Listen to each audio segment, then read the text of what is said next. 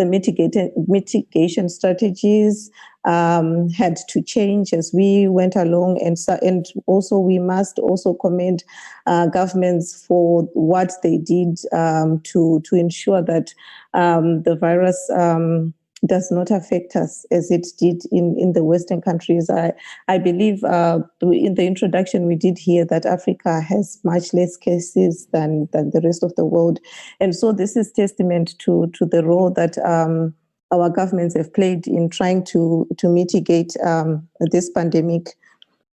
However, when we look at the spread of the pandemic, we realize that while everyone has a chance of being infected by COVID-19, there are certain categories of people that are more vulnerable to the disease than others.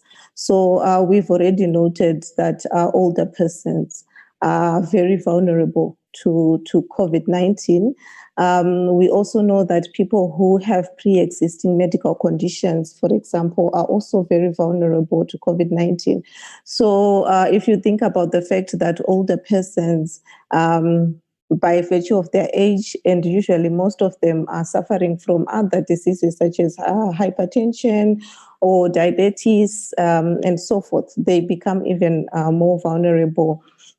And we know that these categories of persons, once they contract the disease, they're likely to develop significant complications, and also the outcomes are generally poor. So generally, there's a lot of fatalities in these age groups.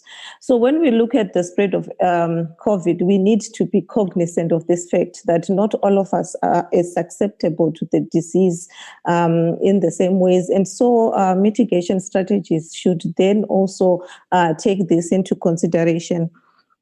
And then, of course, what we've also seen with the spread of the COVID pandemic is that the COVID pandemic has generally traveled along the fault lines of inequality that is already existent in our societies. So the groups of people who have been marginalized already before the coming of COVID are the ones who are also suffering the greatest impact of COVID, or in other words, they are the most hard hit by COVID.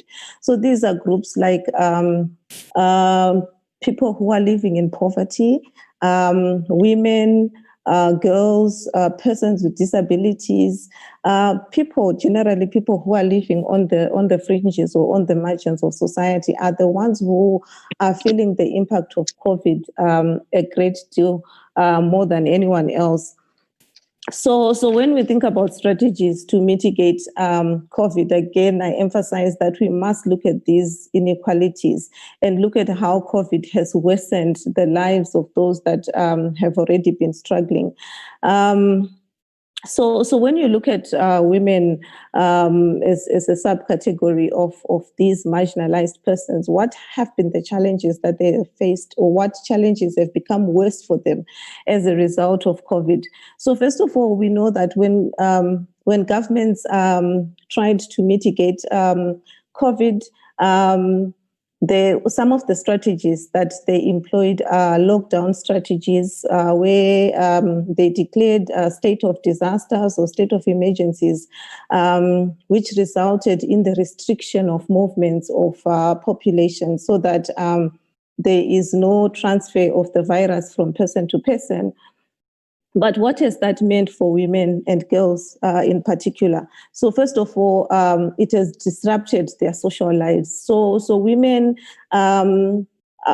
generally network with other women to provide social support to each other. So it could be simple things like going to church to pray with other women, as an example. They can't do that anymore. And yet these were avenues where they were able to distress, avenues where they were able to get out of their homes and just be with other women. So we've seen there's such kinds of disruption of their lives as usual.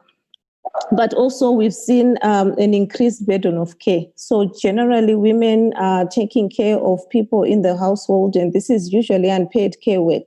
So they are mothers mothering children, they are mothers looking after sick people in the home.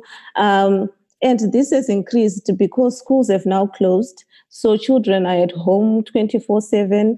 Husbands, other people who reside in the house are also in the house for extended periods of time. So where housewives, for example, were able to have some 5 to 6 hours where they are alone and everyone else is at work or at school, this is no longer possible. Everyone is now in the home.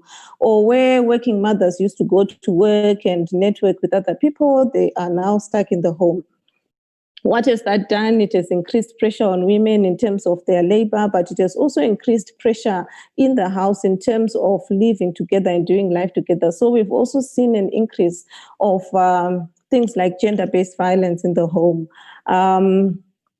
For most countries, with the lockdown restrictions, we have seen a spike in domestic violence, but also we have seen women struggling to be able to access services that would protect them from domestic violence because, again, they're not allowed to get out of their house, or where the restrictions actually allow them to go out and seek these services.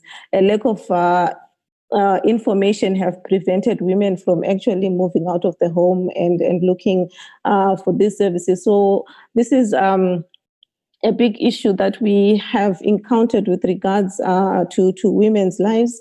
And then another problem that we have seen is the inability of women to access social services. So social services such as medical care when they need medical care. I was recently reading a report from South Africa where there were suggestions that women who need pregnant women who need to give birth have been struggling to get services because they first of all have to be screened for COVID before they are allowed to come into hospitals and give birth. And of course, giving birth is a medical emergency. You don't plan that you will go and give birth in the next 48 hours sometimes. And so those are some of the real life challenges where these COVID restrictions, which were meant to protect life, have at sometimes resulted in the loss of life itself. And then, of course, when you think about the fact that most of the frontline workers are actually women. So if you look at nurses, the nurse workforce, it's generally women. And these are the ones that are at the front line of fighting the COVID pandemic. And so they're also at very high risk of infection. And then, of course, when you think about essential services in most countries, who are the essential services? These are women who are working in shops. And so, again, we see that when you look at the labor market, it is skewed in such a way that it allows COVID to disproportionately affect women. And so the question that we ask ourselves as women rights activists is when we are thinking about policy, when we are thinking about mitigation strategies, are we looking at them from a gender lens? Do we realize that women are very, very much at risk than their male counterparts, as an example? So I could go on and give you many more examples, and I think I could give them as we go along with the discussion, and maybe if we've got a question and answer session about the different ways in which women have been disproportionately affected by COVID. But in the interest of time, I also want to focus a little bit on older persons before I conclude. So I've already noted that older persons are generally at risk in terms of their immune system. So they are more likely to be affected by COVID, more likely to experience complications if they're affected, and more likely to pass on as a result of the COVID pandemic. But also what the COVID pandemic has done is that it has also really, really exacerbated the discrimination and the inequality that older persons face as they try to do life. So we know that aging generally should be a good thing. I mean, we should be celebrating our elderly persons in communities. The fact that somebody has lived long to see the next generation should be something that is noteworthy. But the practice is far from that. We see that older persons are generally discriminated in communities. I think we have had situations, we all know of situations where older persons are accused of things like witchcraft. They are also discriminated in terms of service provision and so forth. So now with COVID, we see that this discrimination in terms of service provision has also been highlighted, that generally there's a tendency to think that it is better to save the life of a younger person as compared to saving the life of an older person who's assumed to have lived their life. But we feel that, health services should be available for all. We shouldn't be making decisions about who should be getting health services as a result of their age. But also our policies are not also being mindful of older persons. As I've already indicated, these people are people who probably have pre-existing conditions that require them, for example, to go to healthcare services to get medication. This places them at risk. They're going out to get medication places them at risk of infection. What are we doing to ensure that maybe older persons in our communities are able to get their prescription medications in the comforts of their homes, as an example, to ensure that we are not putting them to greater risk of infection than they should ordinarily be. And also, we also know that for some older persons, issues around isolation are very critical. So older persons generally live by themselves in some situations. And when we have these practices of social distancing and so forth, it might actually result in older persons being even more isolated from the general life as it is. So what measures are in place to ensure the well-being and the welfare of older persons in our communities? So as a way of concluding, I just want to emphasize that when we look at the COVID pandemic, the problems that it has brought out are not new problems, but they are problems of already existing inequalities that we have not dealt with as a people. And so if there's any lesson to learn from COVID, it is that we need to be addressing these social inequalities so that if the next pandemic, whatever it is, or the next natural disaster is happening, we are not scrambling again as we have done during the COVID pandemic, because it is the vulnerable in our communities that suffer the brunt of these natural occurrences whenever they happen. Thank you very much. Thank you, Madam Patience Mpane Mungwari. I should think I pronounce it clearly. I should think you will still hang around because you are still going to communicate and share with us the role of parliamentarian in the protecting human rights during the pandemics. So you will be with us for the next 2 hours or so. At this moment, let's move to Mr. Udukwashe Dube. He will be talking to us about the human rights challenges faced by disadvantaged and marginalized persons. Over to you, Mr. Dube. Thank you very much, Honorable Chair. I would like to acknowledge with thanks the Honorable Members of Parliament that are here and the chairs of the committees and all the protocol observed. And I want to start by thanking the Pan-African Parliament for passing the Model Disability Law on 19 October 2019. That law came at a time when we were not anticipating any COVID-19 disease. And yet it has provisions that can now help us to navigate the impact of this pandemic. For people with disabilities, you may recall that they were the first to be put in institutions. They were put in institutions where they were kept there in residential facilities. But if we look at what has happened with this pandemic, it has had a very heavy impact on people that are in institutional settings. These include people with disabilities, although it's not coming properly in the news. It also includes prisoners in prisons. It includes a heavy impact on our elderly. On our elderly people, they've been disproportionately affected by this pandemic than other population groups.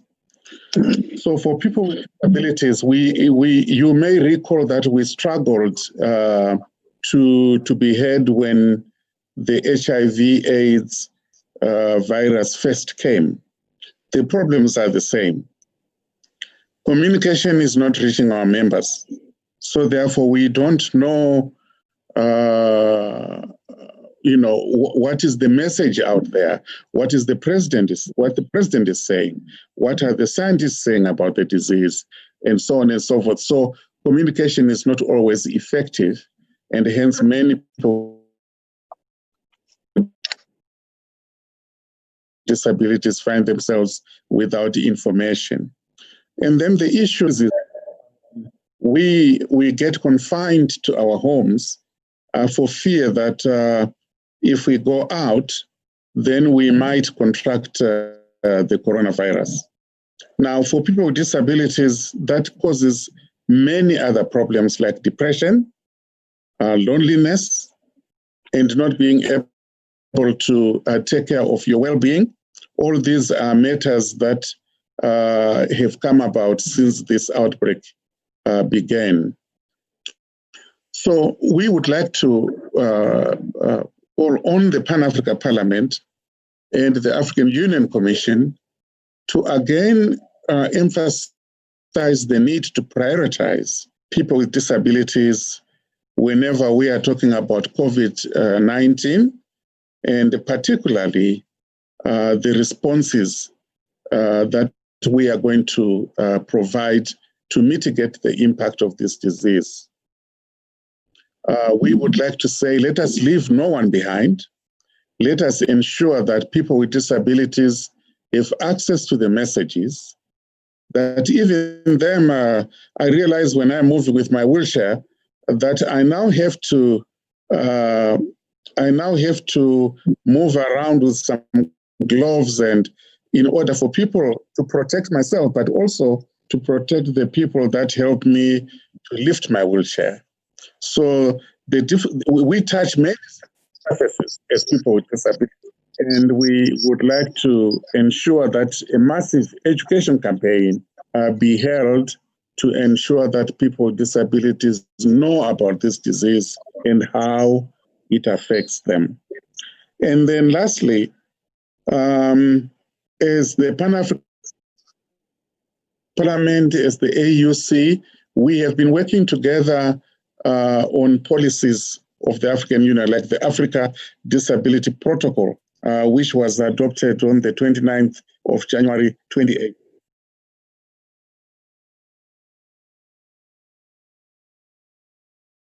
So let's now work together to make sure that. Oh, sorry. Can I continue? I was about to finish. Yeah, no, just continue. I don't know what is happening. The technical team, they will address that issue. All right, thank you. Thank you very much. So we suggest that we now put together credible strategies that we will fundraise for, that we will try to get funding for. These strategies really tackle disabilities. And sorry, Mr. Dube. The technical team, can you assist with the translation because it's the interpreters? It's a lot of interference here.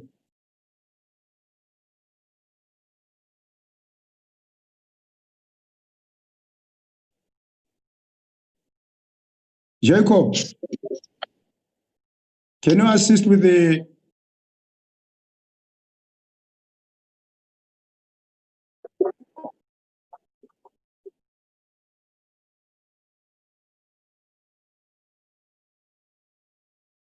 technical team? Yes, hello, Honorable, can you? Yes, there's a lot of interference. The English is running concurrently with the French interpreters. Okay, we'll check that. Is the audio being muted? The original audio needs to be muted whenever someone is speaking or whenever you are. Yeah, all it was well. Just reoccurring now.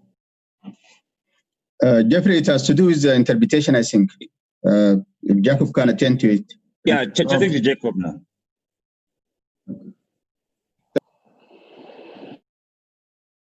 Meanwhile, the speaker, Mr. Kudagwashek, would you please select on your interpretation, please select English as your choice of language? Yes, I can see English.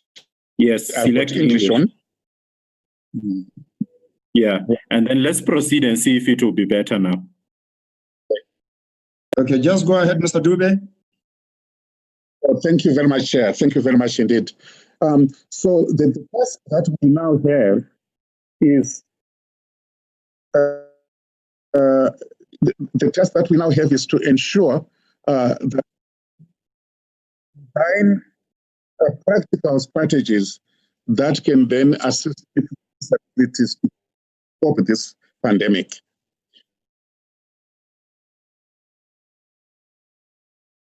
And the most important part of this is the recovery plan, where we have countries putting on stimulus packages. They are putting on different types of responses. And we would like to appeal that people with disabilities are part of this. Let me stop here, Chair. It looks like I think we might technical team to sort out.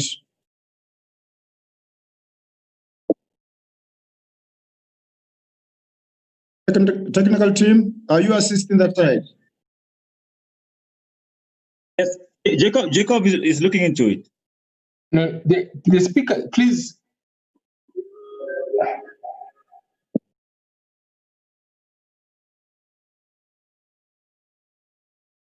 Could we please have everyone select the language?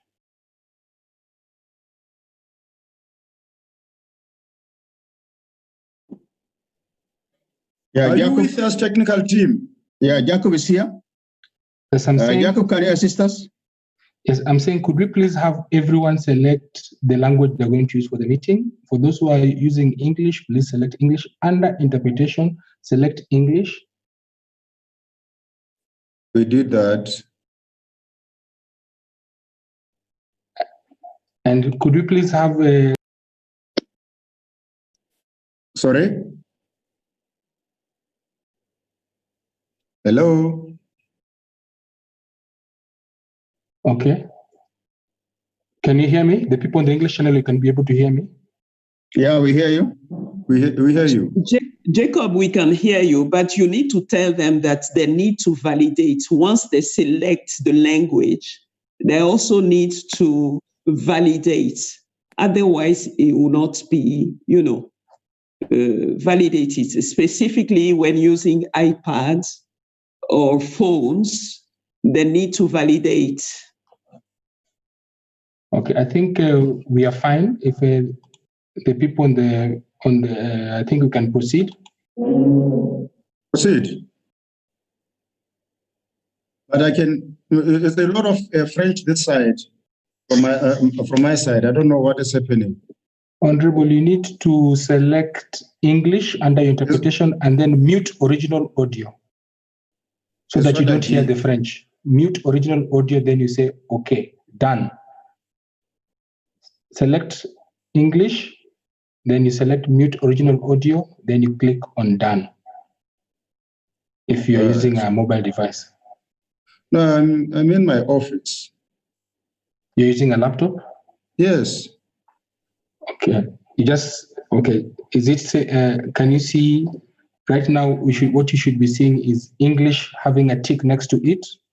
Yeah, it's English, French, Portuguese, Korean. And you can see the tick next to English? Yes.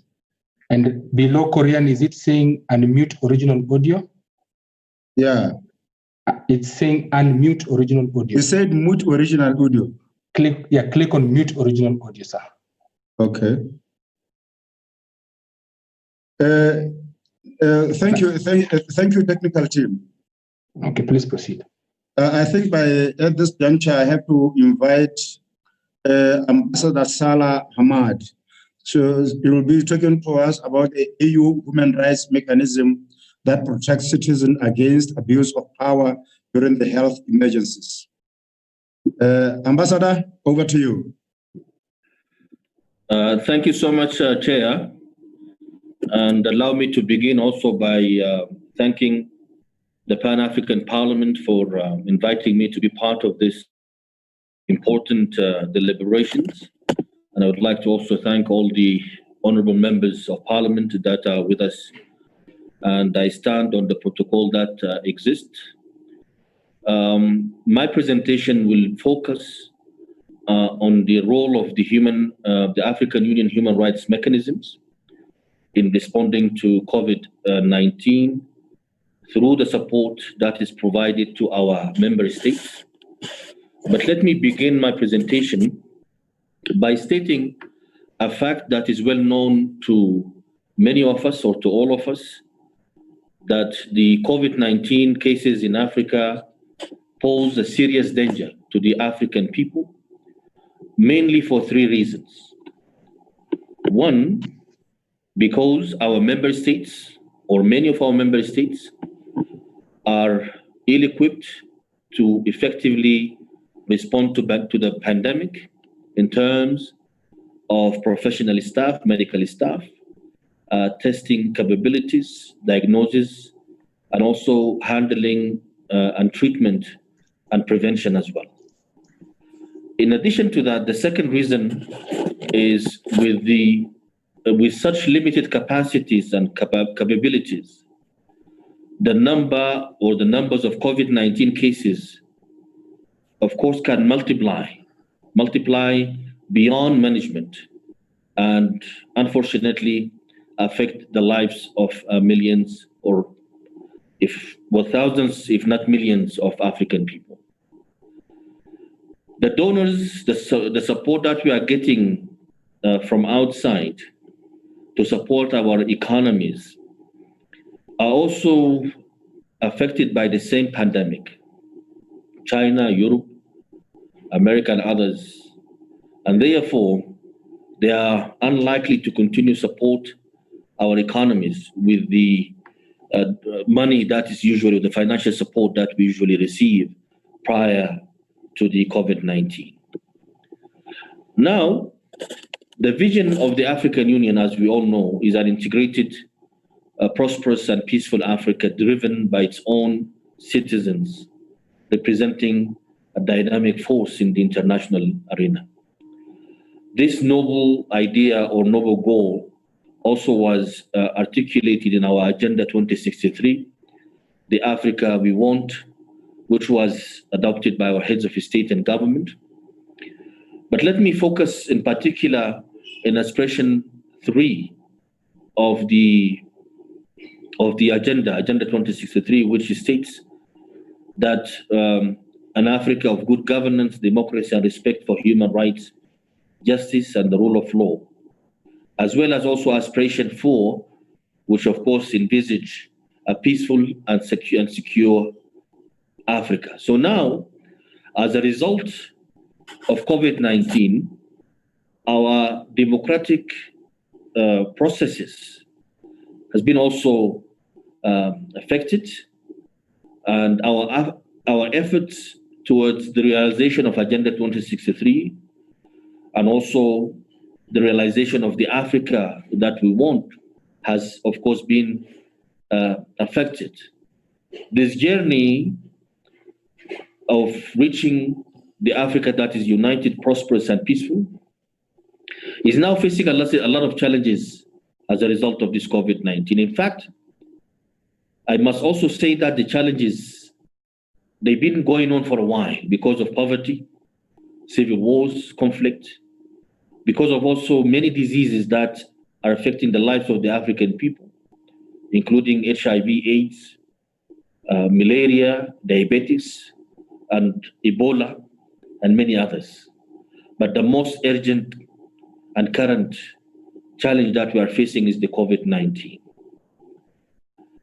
Excellencies, ladies and gentlemen, you would agree with me that the essence of this problem that we're facing not only is the lack of capacities that our member states have, but also in addition to that, the COVID-19 as a phenomenon or as a pandemic forced our member states to use unusual methods of governance to address this matter. As a result, the question is, are the member states ready to adjust their institutional capacities and governance architectures to effectively respond to the pandemic? This is the question.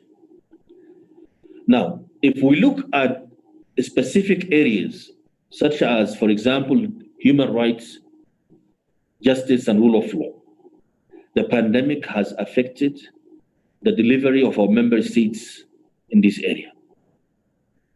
Many member states now are running under emergency laws. Many member states are using the police forces to enforce laws that have been applied to face COVID-19.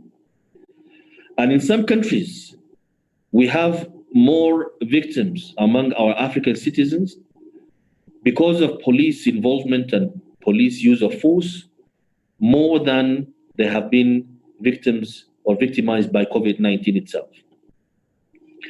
If we look at the area of democracy and constitutionalism, we see that also the democracy or democratic institutions in Africa, although they are, of course, exist and is strong, but because they have naturally matured, now they are faced by challenges that, of course, exist as a result of this COVID-19. We see that elections have been postponed in some member states. Elections have taken place in some other member states, but without any involvement from the African Union or any other regional economic communities. And as a result, of course, there are so many questions about the democratic processes and constitutionalism and rule of law that are currently faced with challenges as a result of COVID-19. If we move to the public service delivery, accountability, and responsiveness, we also find that our member states are unable to respond and to deliver the public service that our people need, our people deserve in many African countries and in many parts of our African countries, simply because some of these areas have been declared under lockdown as a result of COVID-19. And of course, this added to the crisis and the problems that already faced by our member states: lack of employment, lack of housing, lack of water, clean water, and lack of access to land and many other problems. In some member states, some of our African citizens are in fact thanking COVID-19. Simply because of COVID-19, they are probably having access to water, even if it is on temporary basis, simply because member states are now trying their best to reach out to some of the rural areas where there are more needs as a result of COVID-19. So African citizens for that are thanking COVID-19 and not thanking their own governments. So our member states, in response to the adverse effects of COVID-19 pandemic, as outlined above, they come up with a number of measures to respond to this pandemic at the national level. Partial or total lockdowns, mass disinfection campaigns, social distancing and social welfare programs, restrictions on social, religious, and public gathering, closure of institutions of learning, government offices, and businesses, encouraging a rigorous hygiene regimen, declaration of a state of emergency, a state of disasters, and curfews, travel bans and restrictions of free movement of persons within and outside member states, deployment of security, including forces, including police forces and army, and in many cases, the army and the police are not well trained to deal with the citizens in such cases. So as a result, many cases of death have been reported. And of course, some of our member states also managed to establish COVID-19 response funds at the national level. Let's see what is the response of the African Union, and then I will conclude with what the African Union mechanisms and institutions are doing to assist our member states in this response to COVID-19. The AU response, Excellencies, ladies and gentlemen, were focused mainly on the establishment of the African Union COVID-19 Response Fund, boosting the financial capacity of the African Center for Disease Control, and also involved the Bureau of the Assembly, currently chaired by South Africa, to coordinate efforts aimed at increased global protection and improved availability of medical products and equipment, and to support Africa accordingly. Also, the Bureau, led by South Africa, called upon the international community to encourage to open trade corridors, especially for medical equipment and other health supplies that are coming to Africa. Also, the Bureau urged the G20 to immediately support Africa with medical equipment, testing kits, protective gears, as well as providing stimulus packages, including relief of debts and defer of payments, establishment of Continental Ministerial Committee on Health, Finance, and Transport, to fully support the comprehensive response of COVID-19 at the continental level. And last, the African Union also called on the international community, in particular the US and the UK, to lift the sanctions that are currently imposed on some African member states, in particular Zimbabwe and Sudan, in order to allow them to respond to the pandemic and save lives. Now, if we look at all of these objectives, or look at all of these responses from member states as well as the African Union, we see them, they focus on achieving three major objectives. One, to encourage a holistic and human rights-based governance response to COVID-19 pandemic, emphasize the importance of human security as well as human rights for effective policy response to COVID-19, and finally provide technical assistance to African Union member states in crafting effective policy response to COVID-19 pandemic with focus on good governance and the promotion and protection of human and people's rights. In conclusion, ladies and gentlemen, let me reiterate the fact that the African Union, its organs, mechanisms, and institutions do work closely and collectively together to support our member states in this fight against COVID-19. And the response of the African Union is a human rights-based approach that involves all AU organs and institutions and mainstreams the following specific areas of focus. 1, human rights. 2, human security, gender equality, youth empowerment, and women involvement, as well as protection and promotion of the rights of marginalized groups, including children, cultural minorities, indigenous people, people living with albinism, people living with disability, homeless people, and older people, prisoners, and so forth. With that, the African Union will continue its efforts to support and assist and provide technical support to our member states to continue the fight against COVID-19.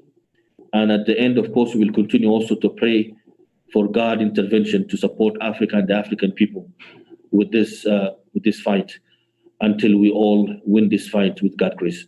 Thank you so much. Thank you, Mr. Ambassador, for your contribution. It was quite informative. At this juncture, we have to move to invite Madame Bonolo Makhatle from Center for Human Rights, University of Pretoria. I cannot see you, Bonolo. Are you there? Yeah. She will be talking to us about the role of parliamentarians in protecting human rights during the pandemic. Bonolo, over to you.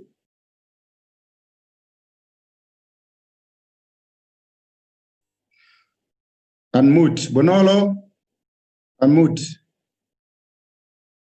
Please unmute and make sure you're in the correct language channel, please, Ms. Bonolo. Thank you. Muito obrigado. Please make sure you're selected English as the language, please, Ms. Bonolo. Por favor, selecione inglês como língua.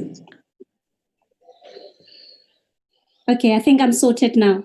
Penso que agora tudo está The Vice resolvido. President of the PAP, honorable members of the Pan-African Parliment, the clerk, the Secretariat, and members of civil society, all Membros da protocol sociedade observed, civil. good afternoon. My name is Bonolo Makhatle from the Center for Human Rights at the University of Pretoria. I'm a program manager of the Democracy and Civic Engagement Unit. Thank you for this opportunity to be part of this meeting and engage on this very important discussion. I've been asked to speak about the role of parliamentarians in protecting human rights during pandemics. Let me start by saying, according to the World Health Organization, COVID-19 is projected to cause the death of around 83,190 people in 47 countries in the first year. And the socioeconomic consequences may burn slowly for many, many years to come. According to the recent Oxfam Inequality Report, COVID-19 is deepening the hunger crisis in the world's hunger hotspot, and it's creating new epicenters of hunger across the globe. By the end of the year, the report states that 12,000 people per day could die from hunger linked to COVID-19, potentially more from hunger than the disease itself. The pandemic is the final straw to millions of people already struggling with impacts of conflicts, climate change, inequality, etc. Now, I think we can all agree that extraordinary situations demand extraordinary measures. And this has been the case in various African countries and the world when a crisis kicks in. Governments across the world are responsible for the protection of its citizens during times of crisis. They are given the wider mandate by their constitution or other legislation to enact measures with the utmost aim of responding to the crisis. Now, with COVID-19 pandemic devastating the world, many countries in Africa have instituted stringent measures in order to protect the public health of their population, but also to flatten the curve of the infection. However, the implementation of these measures by the executive and law enforcement agencies have had and have caused serious challenges for the enjoyment of fundamental human rights, which most of the speakers before me have mentioned. And therefore, it is extremely worrying, especially where there's a threat for the undermining of democracy, the threat for undermining of the rule of law and human rights. This existing potential on a broader scale seriously hinders the wider mandate of the African Union framework and that of the Pan-African Parliament in particular.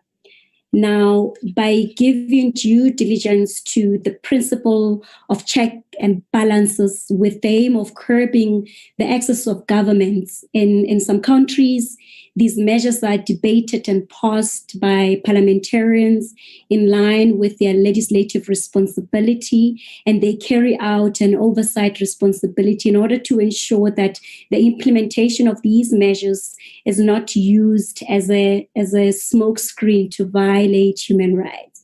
Now, briefly before delving into the role of parliamentarians in protecting human rights during pandemics, I think it's important and it will be prudent to have a clear understanding that under international human rights law, some rights are absolute. And what that means is that there would be no justification for the relaxation of or suspension of these rights, even during crisis periods like COVID-19. And such rights include, among others, prohibiting torture or prohibiting slavery, for an example. But on the flip side, national and international normative framework, with the exception of the African Charter on Human and People's Rights, make the provision for the relaxation or suspension of certain rights in situations of public emergency. And such rights include rights to freedom of association, rights to freedom of assembly, rights to freedom of movement. Though I think it's important to point out that any limitation of rights must be done with the aim of safeguarding public health. Now, I want to look at the legislative role of parliamentarians in supporting the principle of separation of power and checks and balance in the protection of human rights during pandemics. As a result of COVID-19, 19 states of emergency were declared, and we saw that in countries like Angola, Cote d'Ivoire, Democratic Republic of Congo, Eswatini, the Gambia, Gabon, Mozambique, Sierra Leone, Senegal, just to mention a few. And similarly, declarations of national state of disaster were declared in 4 countries in Africa: South Africa, Malawi, Zimbabwe, and Angola.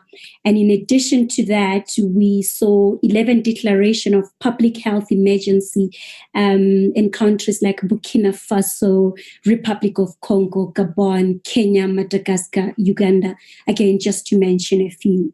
Now, most legal systems of these countries provide for parliamentarians to actively be involved either in the proclamation or the ratification once it has been declared by the head of the executive. For instance, in the Democratic Republic of Congo, Section 85 of the Constitution gives the mandate to the president to declare the state of emergency when they are faced with circumstances that could potentially disrupt the proper functioning of states' institutions. And this provision further requires the president, as the first port of call, to consult the prime minister and the presidents of both the National Assembly and the Senate in order for the proclamation to come to effect. And we see the same thing in Sierra Leone. Such provision can be found in Article 29 of the Constitution of Sierra Leone. It is, however, not all smooth and rosy in the limitation of rights during pandemics. In Kenya, for instance, the National Assembly refused to approve regulations on the prevention, control, and suppression of COVID-19 and restrictions of movement of persons and related measures put forward by the executive. And essentially, this refusal was with the intention of protecting human rights. Now, quickly, I want to move on to the oversight role of parliamentarians to protect human rights during the implementation of emergency measures. Parliamentarians whose responsibility primarily, among others, is to represent their people, can make immense contribution during pandemic by monitoring and reporting on the impact of the pandemic on democracy and human rights in their countries. And this directly speaks to the broader mandate of the Pan-African Parliament. One of the functions and objectives of the Pan-African Parliament has been explicitly mandated to fulfill as the promotion of human rights in Africa. I mean, the preamble of the Pan-African Parliament protocol makes reference to the promotion and protection of rights in the African Charter and other relevant human rights instruments. Such a provision reaffirms the human rights mandate of the Pan-African Parliament. And since the MPs are closer to their constituencies, they can provide eyes and ears on the ground, at the same time share valuable observation and experiences, right? And I think we have seen across the continent that the restrictive measures put in place have had serious impact on the enjoyment of human rights. We've seen police brutality in South Africa, in Kenya, in Uganda, and in Nigeria. And so if the parameters of what is permissible and what is not are not clear, these restrictive measures can result in significant risk of human rights, as they can easily be infringed even if regulated by the law. I mean, I think although it is a bit of a challenge in a sense that most parliaments and Pan-African Parliament sessions in particular are either postponed or held online, it will be prudent for MPs to assess the enforcement and propose workable solutions to address shortcomings in the implementations of these measures that are put in place to curb the infection. In the guideline for state response to COVID-19, the African Commission highlighted the importance of monitoring, investigation, and the provision of corrective measures. If we look at Ethiopia, the Ethiopia Human Rights Commission, for an example, is monitoring and reviewing the emergency measures taken by the state from a human rights perspective and advising them on actions they can take to ensure that human rights is protected. We look at a country like Nigeria, for an example.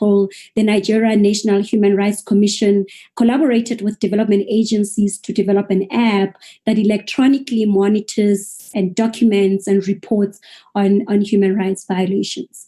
But again, as I conclude, I think parliamentarians can borrow a leaf or two from the United Kingdom. And I recognize that context is important here, but we see in the United Kingdom, Parliament's Joint Committee on Human Rights announced an inquiry into the human rights implications of the UK government's response to coronavirus crisis.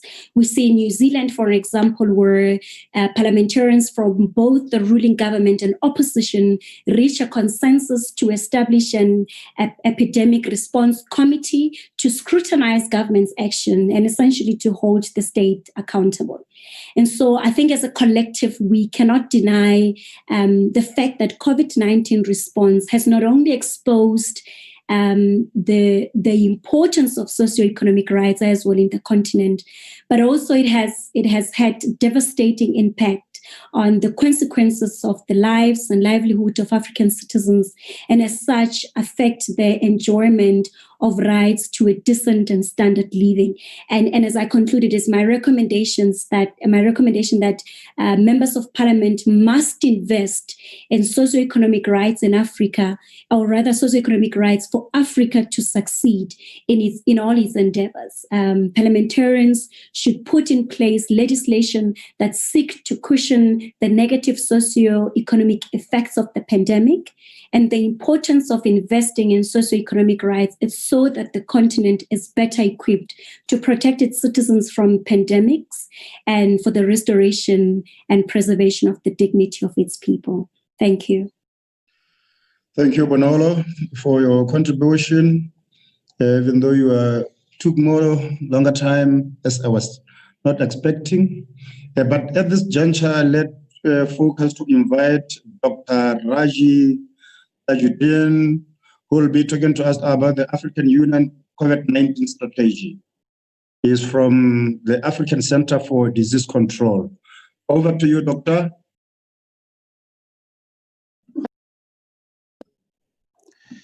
Thank you. So, Excellencies, honorable members of the Parliament, distinguished participants, my name is Raji Tajuddin Mohammed. I'm the head of Public Health Institute and Research for the Africa CDC.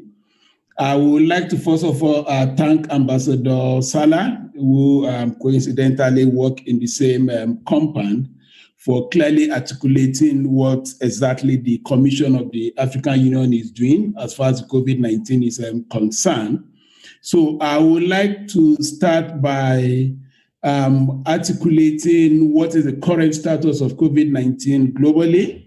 And I will now narrow down on what is it that it is like on the continent of Africa. Then I will discuss the human rights consideration as far as COVID, the African Union is concerned. So as of yesterday, total we have 15.8 million confirmed cases on the continent. That's globally, with over 600,000 deaths from more than 215 countries and territories. Coming back to Africa, we currently have over 850,000 cases on the continent, with total deaths of close to 18,000. And it's good to know that more than 58% of these cases have actually fully recovered.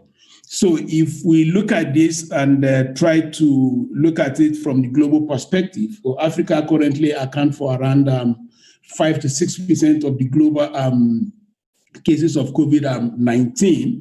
If you look at where we are coming from, we were somewhere around 1% before, and gradually we are now approaching about 5 to 6% of cases on the continent. And will you agree with me that Africa is really on the ascendant as far as COVID-19 cases on the continent is concerned? We are yet to peak, neither have we plateau, so meaning that we still have a lot to do. If we unpack these 800,000 cases, is leading the pack in terms of cases on the continent, followed by Egypt, Nigeria, Ghana, and Algeria. Now, if you also look at COVID-19 again, as far as our healthcare workers are concerned, you will see that over 12,000 healthcare workers have been infected on the continent, which is around 1.5% of the cases of infection on the continent. Again, this is quite high from what is happening elsewhere, because from most places we are looking at between 1 to 1.1%. Africa, we are looking at 1.5%. So with this background, allow me to shift gear and focus the next set of slides on the African Union COVID-19 strategy and the human rights consideration. So I would like to start by putting out this quotation there that the enjoyment of the highest attainable standard of health is a human right. And this is the basis for forming the WHO some 60, 70 years ago. Now, if you look at what I describe as the Bible of pandemic or epidemic response, what we call the International Health Regulation, the Article 3 of that regulation talk about the importance of 1, respect for dignity, 2, respect for human rights, and 3, fundamental freedom of every person. COVID-19 need to emphasize on the respect for dignity, respect for human rights, and the fundamental freedom of everybody as far as the continent is concerned.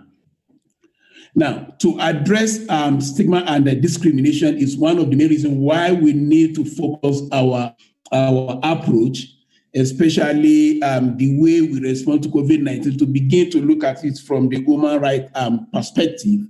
Then 2, we also need to look at how do we prevent violence against women and girls. It's very, very important. Then we need to look at addressing the other vulnerable populations, which we have talked about a lot as far as this webinar is concerned. We also know that quite a lot of countries have put in place quarantine and restrictive measures. So we need to look at how does it address the human right of our citizens. Of course, shortages of medical supplies and equipment is also out there, which is a big human right issue. And the global issue of global cooperation is also key when we begin to look at human rights consideration of COVID-19 response. So in this regard, the Africa CDC has tried, to look at, especially the vulnerable population, to look at what is the socioeconomic impact of this pandemic, on our population, and how do we address this? Because we already seen alarming loss of jobs across the world, and this is worse off in Africa. In fact, from some of the studies that are coming out there, this loss of job, about 40 to 50% of it is expected to happen on the continent. And this as a result of various restrictive measures that we have put in place without proper planning.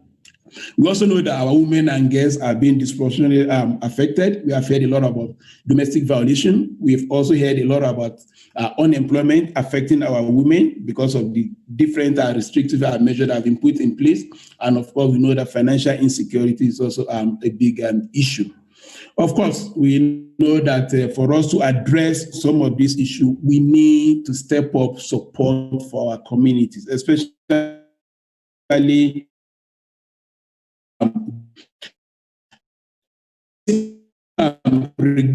Africa CDC is to guide member states in a way that the socio-economic impact of the various public health measures is going to mitigate in such a way that, we are not going to leave our people poorer than where they are before.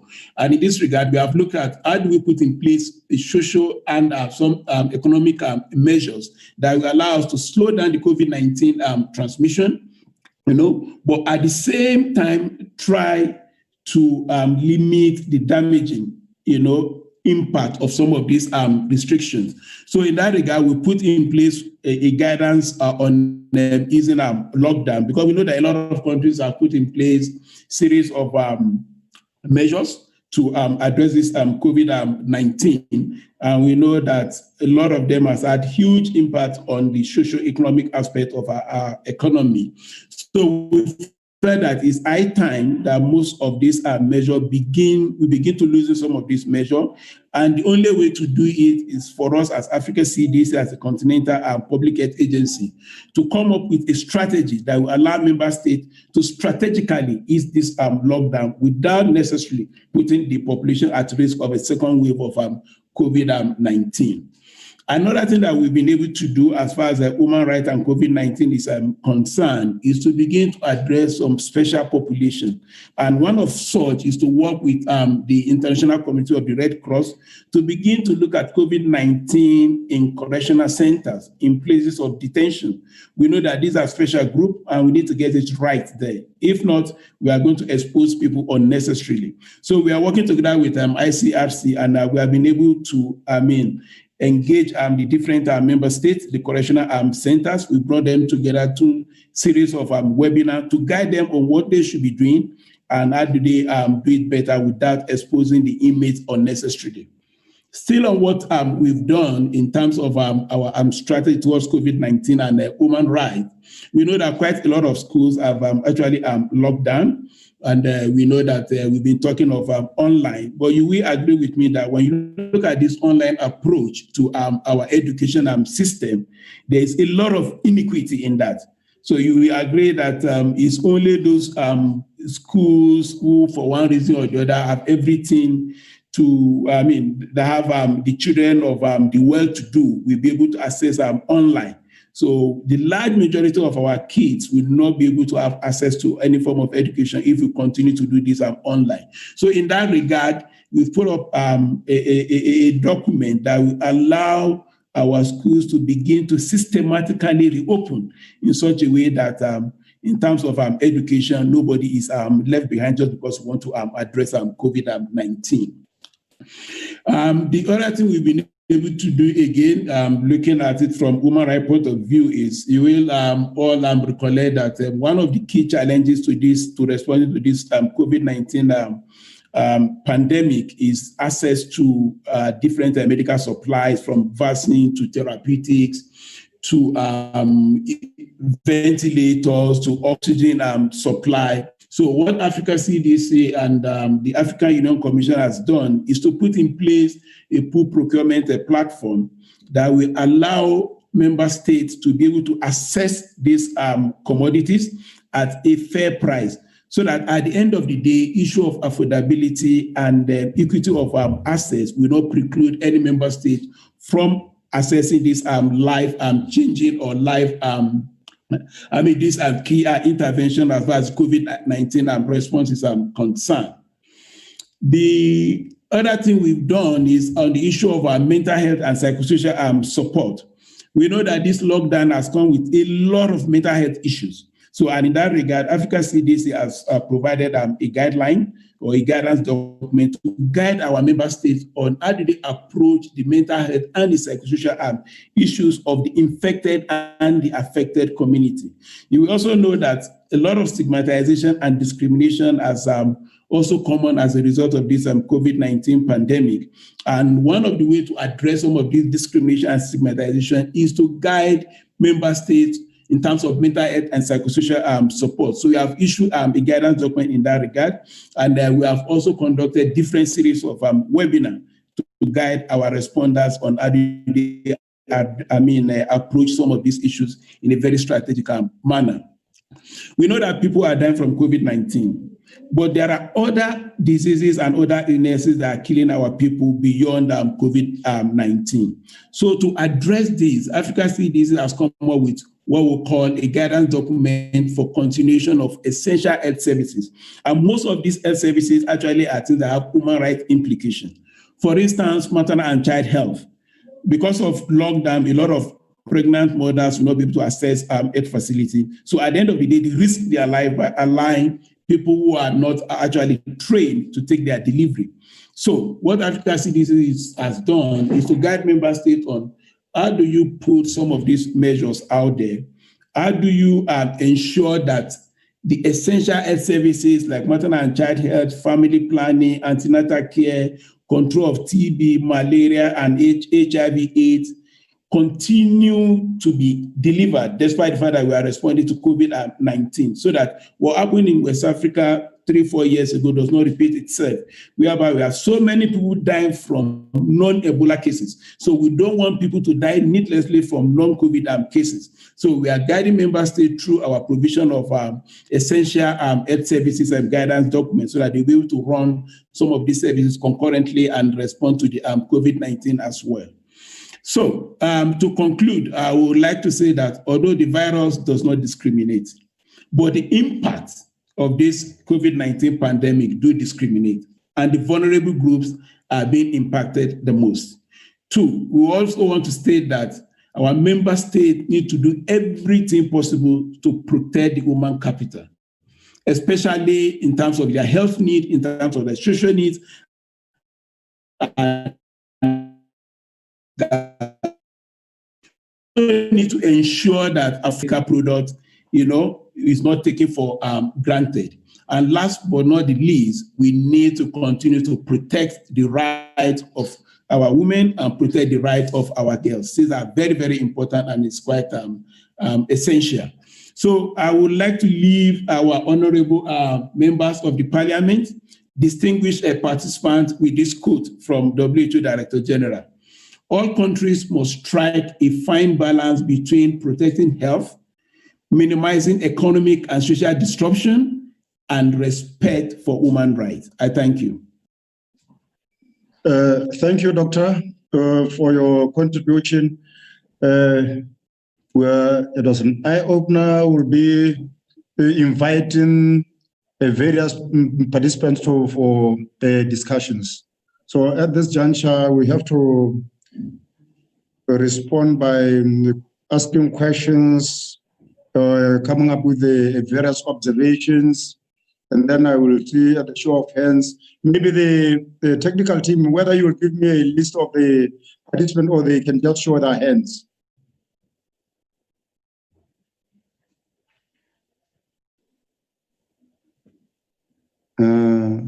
No response.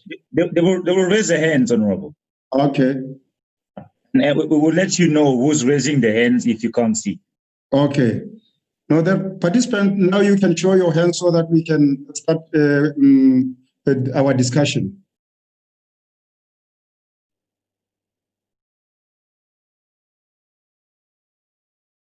We have the Vice President who's asking for the floor.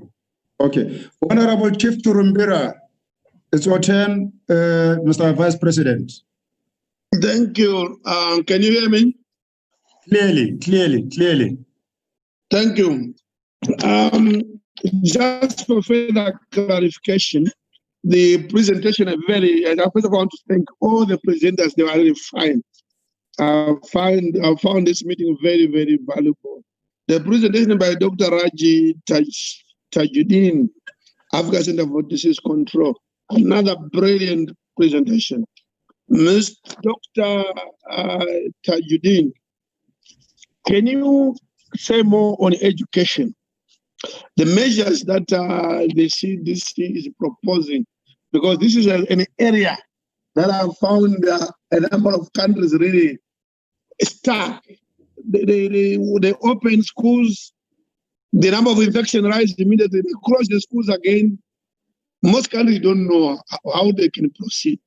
But you said something, but it was too brief. Can you put more flesh into it as to how we can open schools with the less risk of more infections? Thank you. Thank you, Chief. I should think maybe it would be, what are you want to take, Doctor? Can we take the second one, or you want to respond immediately? We can take second one. Okay. Any participants? Honorable, we have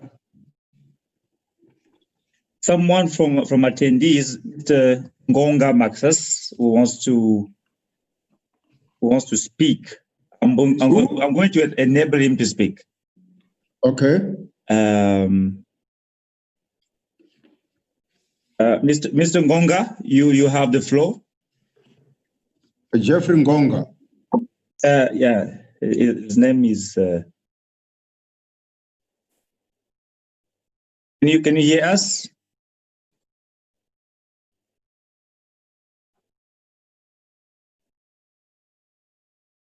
Oh no, I think his connection is gone. That was the only other hand that I could see for now. Okay.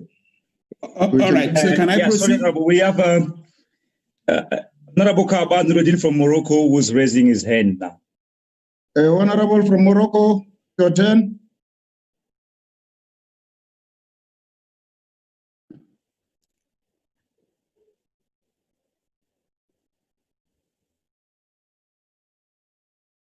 Honorable.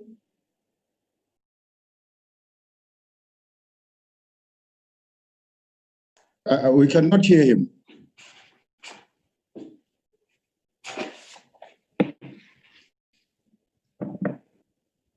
Seems like it's a poor connection technical team. First of all, I would like to thank the PAB for organizing this webinar, which is valuable.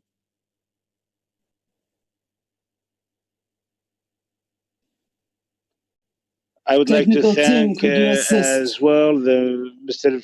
Vice President. Do you hear me?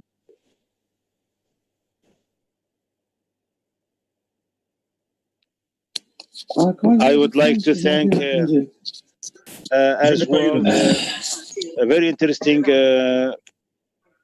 subject of human rights. We cannot hear Honorable Cabal. Could the technical team assist, please? We cannot hear Honorable Cabal. Thank you. Technical team, may you rescue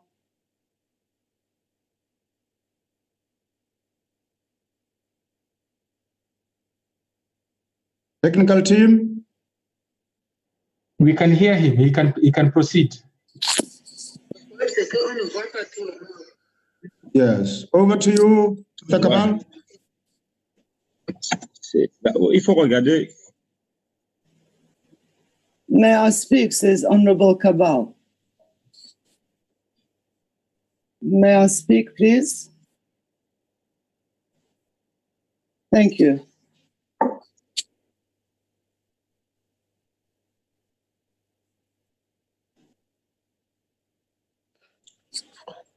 I would like to thank the Pan-African for this webinar. I would like to thank all my brothers and sisters, the MPs of PAP. The issue of human rights and its relationship with COVID.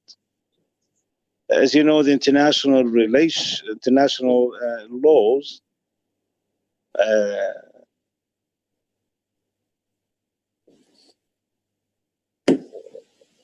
those concerning the emergency states should have particular laws in order to preserve the human health. However, the question we ask today is that the African countries and the executive branches of all the countries should not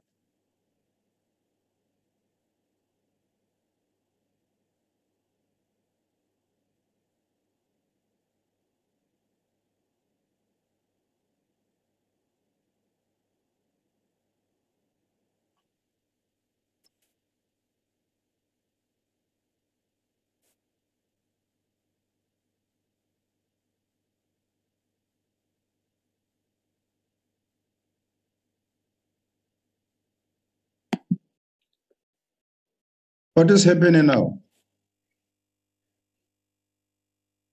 But Arabic interpreter. Technical team.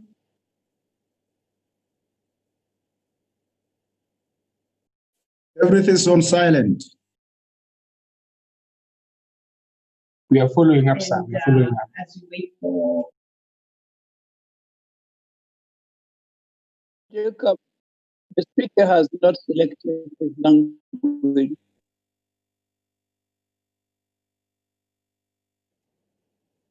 so those that can allow the executive branch to apply the rules for the confinement, those rules should be discussed inside the parliament, which means the parliament of the country is the one that can allow the application of the exceptional rules. And afterwards, the parliament can be and the rule of monitoring the application of the restrictions. This can be done through the MPs meetings with the government, with the prime minister, and afterwards, the parliament should work in a collaborative governance in which the parliament can secure the respect of all the society sectors' human rights, and as well through the attempts of the parliament to provide rules to protect the human rights.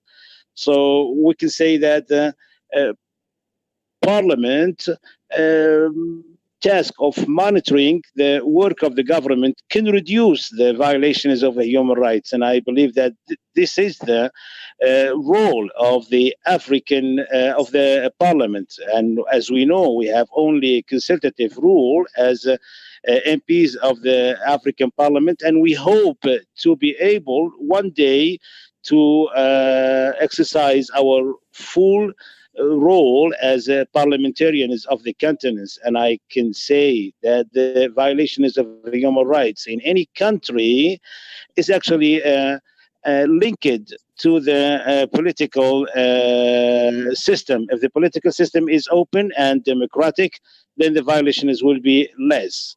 And the vice versa, the violations will be greater. But however, we say that we will stay in the we will be in the pub fighting to protect the human rights of all the African people. Thank you very much. Thank you, Mr. Honorable Kamal. Let me take the last person and then we can respond. I saw the hand of Dr. Professor Lumumba Lugwangwa from Zambia.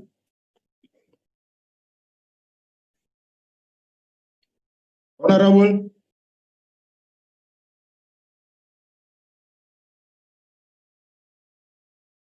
Honorable Lugwangwa.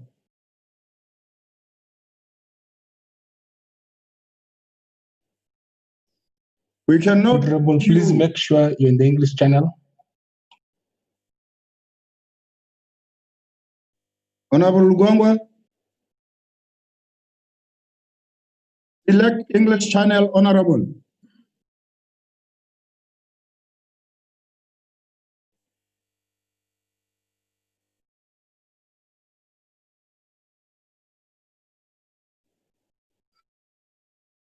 While you are still sorting yourself, Honorable Lugwangwa, let me invite the presenters to facilitate us to respond to the question.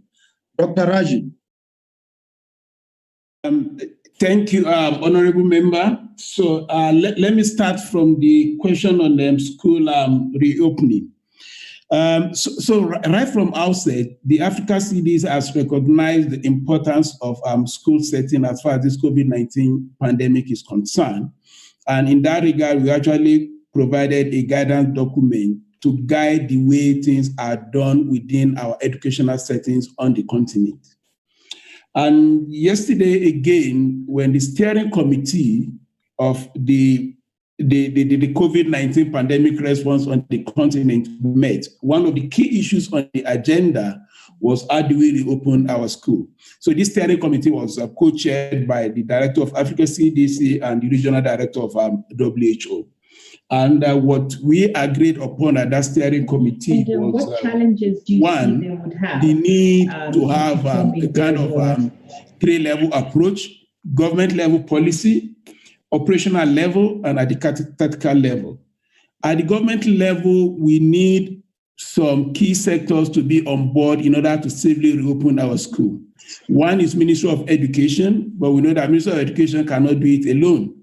Two is Ministry of Transport, because we know that quite a lot of schools require that a lot of kids go to school together inside either bus or whatever, some sort of transport that may needlessly, expose our kids to infection if you do not address infection at that level as well.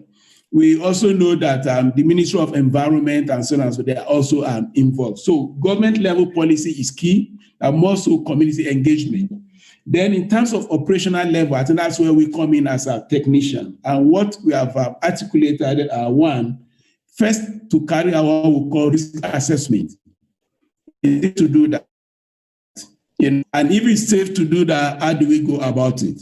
So we know that lockdown is not meant to be a permanent measure. It's supposed to be a transient measure that will now allow us to put in place different mechanisms that will allow us to operate without unnecessarily exposing ourselves to infections. So we believe that at this stage, quite a lot of our countries should be able to begin to systematically and strategically open their schools. So the first thing is to carry out a risk assessment. And as part of this risk assessment, is to also do what we call risk categorization. Yes, we want to open school.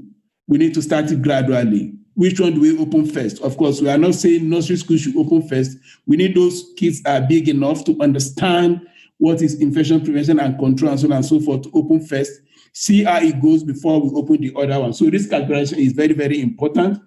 Then we need to put in place what we call infection prevention and control measure within the school setting.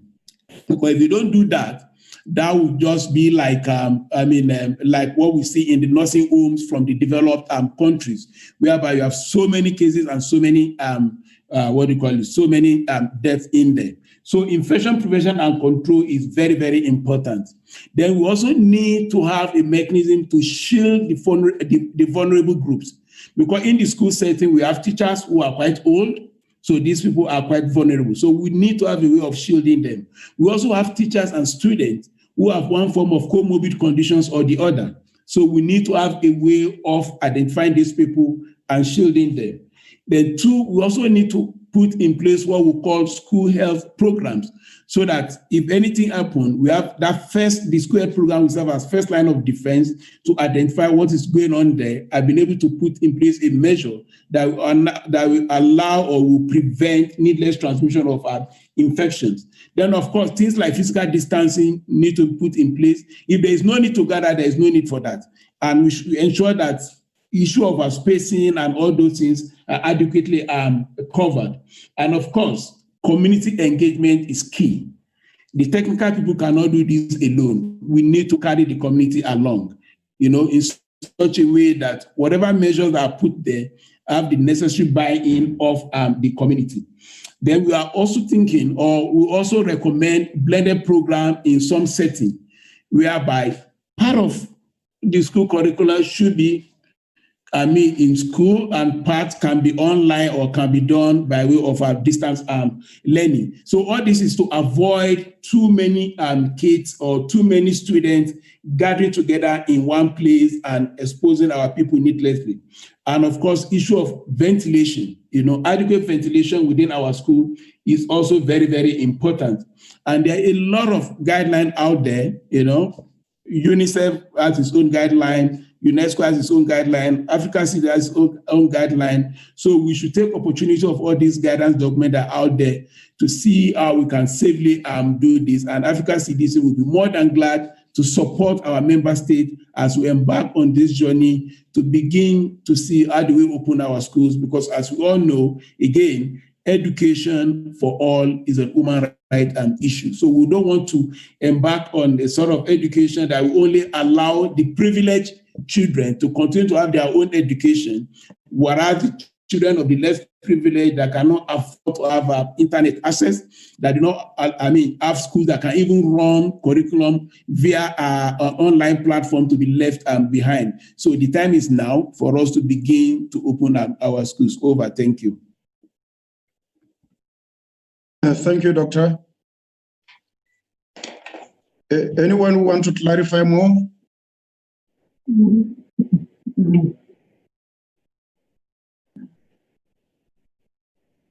Professor Lungagwa. Yeah.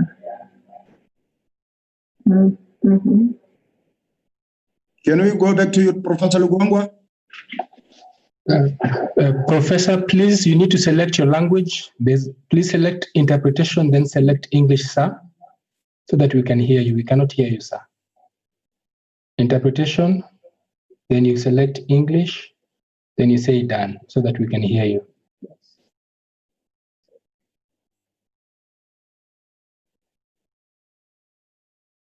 We still cannot hear you, sir. You need to be on the English channel.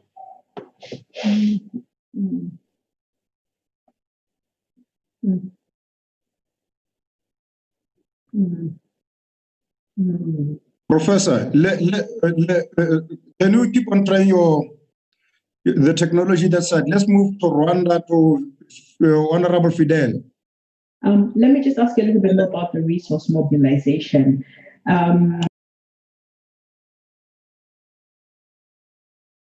Honorable Fidel? Seems like Honorable Ngonga Maxas from Zambia is back online. He had asked for the floor earlier. I don't know if... Yeah, is back now? Yes. Yes, I'm back. Can I be heard now? You are clear now. You are clear now. Thank you very much, Chairperson, and let me, say hello to the panelists and to all the honorable members that are able to get me. My name is Maxas Wope Ngonga, a member of the Pan-African Parliament, but also a member of Parliament in Zambia. From the panelists, the presentations were extremely, very good, and we were able to understand. But let me just start with probably, to just give a very short synopsis about, the human right, not only the violations, but also what is happening, especially in the rural parts of Africa, Zambia inclusive.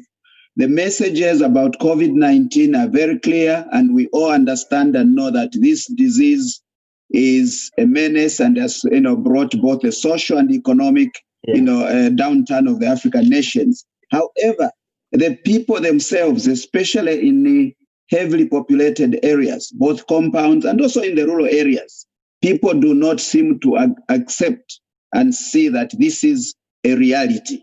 There's still a contradiction. And I would want to find out from the ambassador where they are sitting and also from CDC, whether probably the information that we are giving or the nature of the information that we've packaged is much more acceptable to the upper classes or the land people as opposed to the rural dwellers, because this mismatch of information we see people dying, but they are not able to believe that this is real. And this, if we don't, package the message properly, we might end up with a disaster very soon. The numbers are all rising, and we are able to see that these numbers are getting very high. Then I could also wanted to briefly comment on what Patience had actually said, especially on the human rights as it affects our women and children. More especially our women, especially if we do not change our African cultural understanding of what death is and how how funerals can be conducted.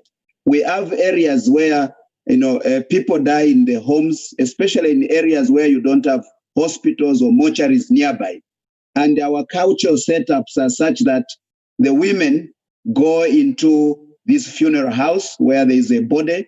This body could have been infected, could have been caused by, COVID-19 or underlying issues, but COVID could be one of those. But you find that as women are mourning, because that's the way they express their emotions, they go around the body itself or the corpse, and that shows that you are related to this person or you are the one that is mourning much more. What sort of messages can we put around, and how can we sensitize these people, even as members of parliament, to ensure that some cultural norms or cultural understanding must actually shift from the way we did things to the new normal? And we may not necessarily use the police to be able to do this, but we might be able to do this in the messages that we package. And with this said, I would like to thank all the panelists for what they have said. Thank you very much. Thank you, Honorable. The question was directed to Dr. Raji and Madam Mangwari. So let me invite Professor Lungwangwa. Do you still experience a problem there? Can you hear me now? Yes, you are clear now. Oh, very good. Sure. Very good. Thank you very much. Excellent presentations. I'm Professor Lungwangwa from Zambia. I have a few observations to make. First of all, I think in terms of experiences, we still need on the continent to share experiences of how parliaments have adjusted to the pandemic on the continent, the challenges that our parliaments are facing in view of the pandemic, all these challenges of social distancing and so on. How have parliaments come up with new ways of operating? I think as a Pan-African Parliament, we need to share experiences on how, as parliamentarians, as parliament institutions, we have adjusted, to the challenges of the pandemic on the continent. That's one. Secondly, we have the challenge of the early warning system. Early warning system. The pandemic came as a bang to the world. And clearly, there was very little chance of early warning. Now, what preparations, for example, CDC, what measures are you taking or putting in place so that we can have an effective early warning system to the pandemic? We hear there might be a second phase, of the coronavirus pandemic. And there might be other pandemics as well. Are we thinking about early warning, systems to be put in place? The third observation I would like to make, has to do with the post coronavirus pandemic. the crisis that we are going to go through, especially the economic crisis, I think we need to project into the future and see, what strategies could begin to be, thought out right now in terms of the adjustments to the post-coronavirus crisis. I think these are very, very critical issues to think about on the African continent. Otherwise, this has been an excellent sharing of information, wealth of information coming from our panelists. Thank you very much. Thank you, Professor Lugwangwa. Let me invite Honorable Fidel from Rwanda.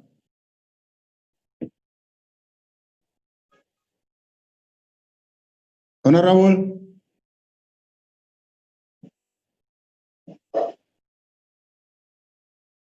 May you select the kindly select your language and the interpretation.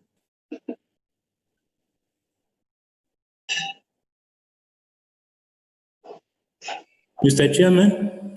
Yes? Can you hear me? You are clear now. You are clear. Go ahead. Thank you so much, Mr. Chairman. I'll be very, very brief. Yep. First of all, of course, I want to thank the Vice President of PAP, Honorable Chief Charimbira, and I want to greet everybody. It has been long. Vice President, ladies and gentlemen, let me thank the presenters for excellent remarks. I want first and foremost to give you, if you don't mind, a brief status of the COVID situation in Rwanda.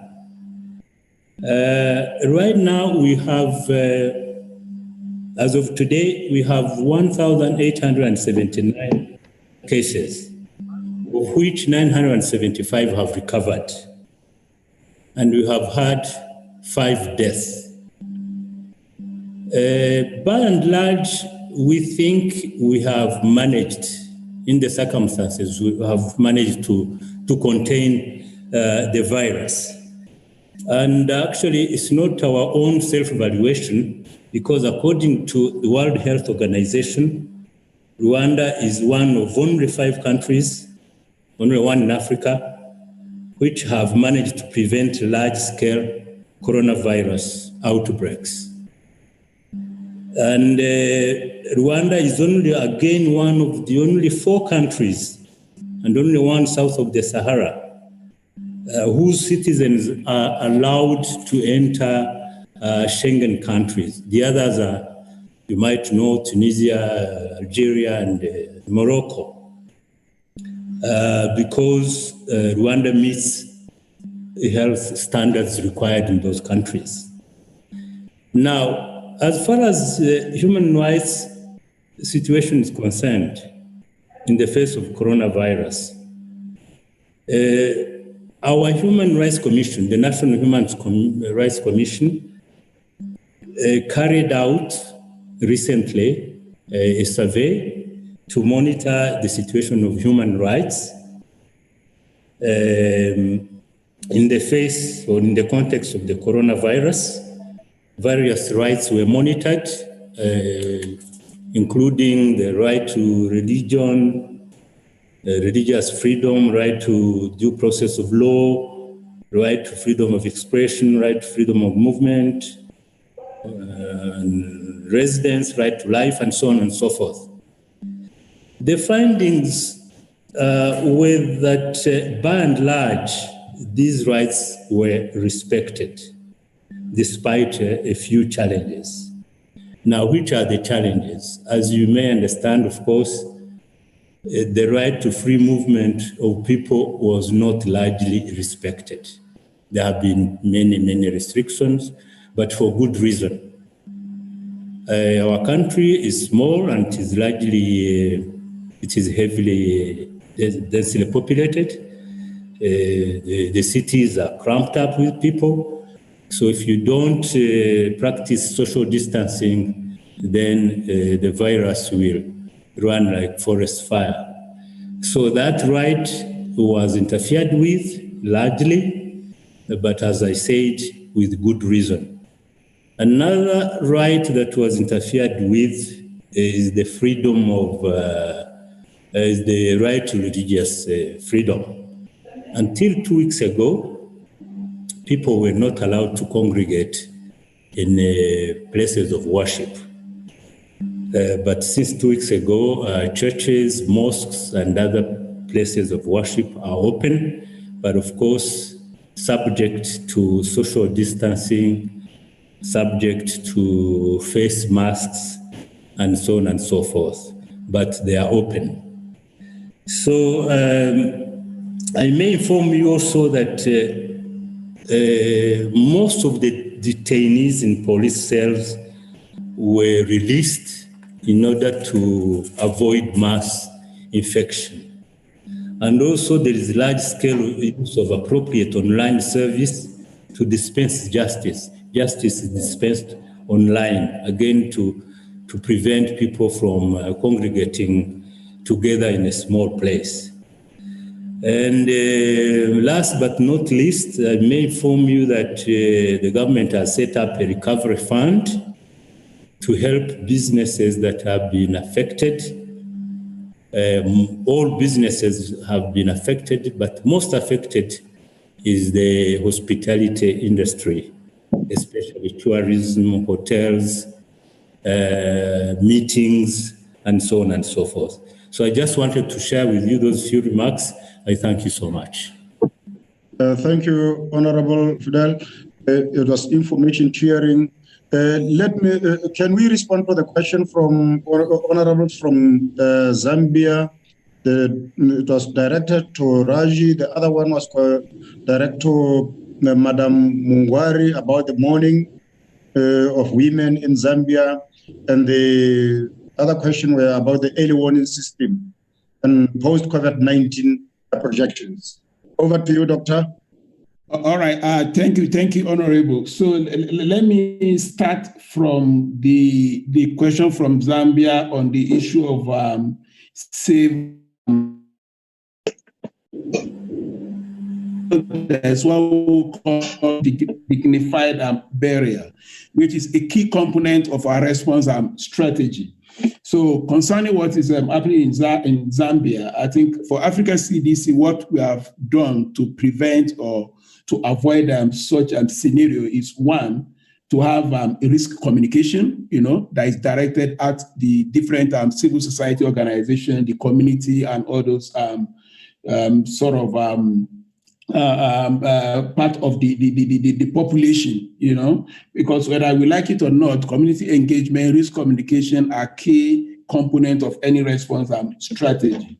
Two, we have also put in place what we call infection prevention and control mechanism that will continue to engage our member states on how do we ensure that as much as possible we avoid the contamination and the transmission. Africa CDC has also gone a step further by deploying or working with member states to deploy community health workers, because as we all know, for quite a lot of our member states, the response to this COVID-19 has been decentralized from the national level to region to our district. And we know that we cannot be in emergency mode throughout the year. We need to begin to look at primary healthcare approach to this COVID-19 response. And in that regard, Africa CDC is pushing for the use of community health workers to also begin to play a key role as far as response to this pandemic is concerned. And if that is properly done, it will address part of the issue raised by our honorable from Zambia on the issue of our community death. But having said that, a COVID-19 death actually carry a very low risk. It's not like Ebola. So that will be that on safe, dignified burial. Okay. On the issue of early warning system, yes, long before the COVID-19 outbreak, a lot of mechanism has been put in place, one of which is the international health regulation. And we have been working with a lot of member states to make sure that they abide and conform to the provisions of that international health. And we've worked with WHO Afro a lot to support a lot of member states to build their capacity to be in conformity with the provision of that international health regulation. So if I'm allowed to unpack that further, we're working with member states to make sure that each and every member state have what we call a National Public Health Institute. So these are like USCDC, Public Health England equivalent in our own member state. That this responders is to avoid the bureaucracy of some of our ministries, and the decision delivery time will be shortened as much as possible. So we're also working with African risk capacity to begin to predict what are the likely epidemic that may come up, and where will this epidemic surface from. So we are working with African risk capacity, which also an organ or an agency of the African Union. There's also what we call the Pandemic Financing Facility, which is a sort of insurance scheme, because we agree with me, one of the key challenges whenever we have an outbreak is the financial resources. So how do we make sure that there is adequate financial resource whenever there's an outbreak? Is to make sure that we have in place a pandemic or an epidemic financing facilities, like an insurance. If you have been contributing, once there's an outbreak, resources will be made available to you. So I think that is that from my side. So let me hand over to Chair. Over. Honorable Mungari. Thank you very much. So I must echo what Dr. Tajuddin said with regards to issues around culture and death practices. So I think I would like to start by saying that, in my opinion, I think we need to do more around communication. So a lot of messages are going out around the spread of COVID, but I think we need to think a little bit more around how we are communicating. Is this communication accessible to all members of our communities? So are we giving it in modes that everyone can understand and hear? So for example, deaf members of our communities, are we speaking to them? For example, people who do not speak the most common languages, are we speaking to them? That kind of accessibility with regard to communication is important. But also, I think the governments must do a lot around debunking some of the myths and misconceptions that we've had around the spread of COVID, so that people actually have the correct and true information that they need to prevent themselves from contracting the COVID disease. And so it also touches on this issue of cultural norms, how we bury the dead in our countries. If we have adequate information around how the disease is spread, then I think people are most likely to take good precaution measures to ensure that they are not doing activities that will result in them catching the disease. I think past pandemics, the HIV pandemic as an example, have shown us that in terms of changing cultural norms, people are able to do that once they have the correct information. So information is key if we want to see these cultural norms changing to ensure that people don't get infected. Thank you. Thank you. There's another question someone posted here. What are the strategies put in place to assist vulnerable groups during the COVID-19, especially those who don't have access to water? Who will respond to it?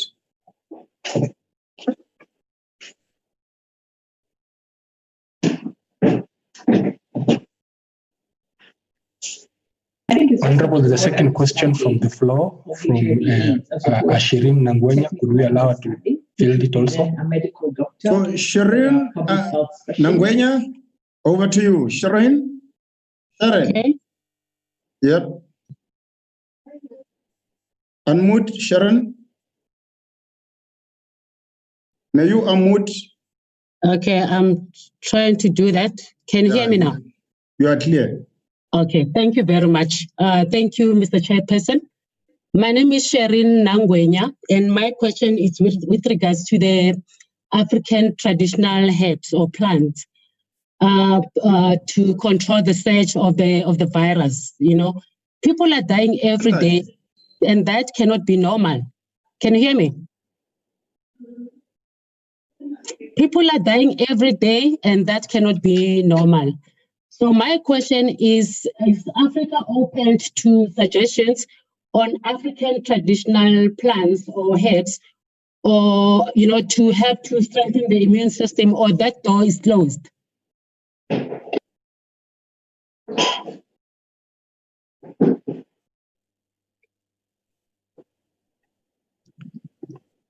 you hear me? We are with you, Sharon. Yes, my question is that is Africa open to suggestions on African traditional herbs or plants to help strengthen the immune system, or that door is closed?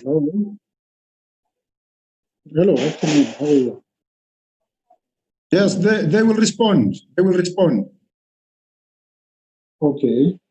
So, Honorable, do I go ahead on that? Yeah, I think there's some hand here. No. Maybe that hand. I thought, who? No, just respond because we have to wind up. All right, over the runway line now. Yeah, thank you, Honorable, and thank you for the question on the role of traditional medicine. So again, as we all know, more than 50% of our people, in fact, in some settings, close to 70%, the first line of consultation is traditional herbalists. So, if you've been following the news as far as COVID-19 is concerned, we have heard news from Gabon, from Nigeria, from Madagascar on some traditional herbal remedies for COVID-19. And the African CDC and WHO have been under immense pressure to approve or to say something or to guide member states on some of these interventions. So in that regard, what we have done is to put in place to put together a kind of a technical advisory committee that will look at each and every product. One, to guarantee that yes, this medicine is safe. That's one. Two, to make sure that the efficacy has been established. And three, to make sure that it has followed a clear-cut scientific procedure and that's conformed to good clinical practice. So that's what we have put in place. So straight to the answer, yes, we are open to suggestions, we are open to intervention from our colleagues from alternative medicine. Over. Thank you, Doctor.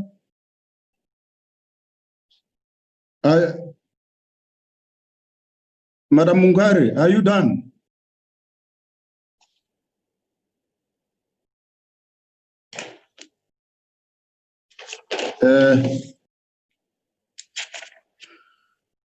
At this juncture, if there's no any other observation, let me move to, because we have run over we have shoot over the runway line now. Madam Mungari, you want to summarize? Sorry, I didn't get your question. I lost you at some point. No, I just wanted to know whether you want to summarize or to beef up on what the doctor was saying. No, I completely agree. I agree with him. Oh, that's wonderful. At this juncture, allow me to invite Dr. President, there's Ambassador Salah who wants to speak. Okay. Is your turn, Mr. Ambassador?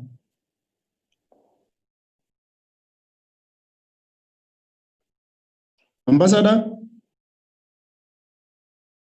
May you select your channel, please? Mr. Chair, you hear me now? Yeah, you are clear. All right. I just want to quickly respond to 2 points that were raised, or 2 questions. one, on strategies in place to address the needs of marginalized people in Africa. In my presentation, I indicated that both at the national level, our member states, and also at the continental level, there are strategies in place to address challenges that are faced by marginalized people at the national level. And the African Union, am I heard, Mr. Chair?